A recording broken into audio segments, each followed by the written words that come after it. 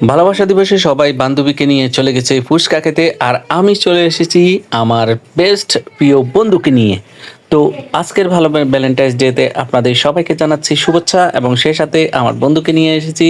তো সে মোবাইলে ব্যস্ত আর এদিকে সবাই ব্যস্ত আছে ফুচকা এবং অন্যান্য জিনিস, এদিকে চিংচাং মানে আমাদের চাইনা বান্ধবী আছে।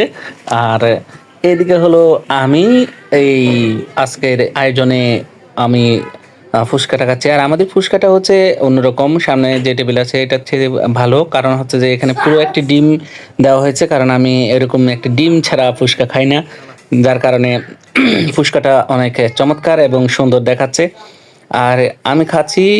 আপনাদেরকে সবাইকে আজকের ভ্যালেন্টাইন্স ডে উপলক্ষে সবাইকে আবারও জানাচ্ছি শুভেচ্ছা। আমার সাথে থাকুন, পরিবারের সাথে থাকুন, আমিও আপনাদের পরিবারে ঘুরে আসব। এইটাই তো আমাদের বন্ধুত্বর মাধ্যম।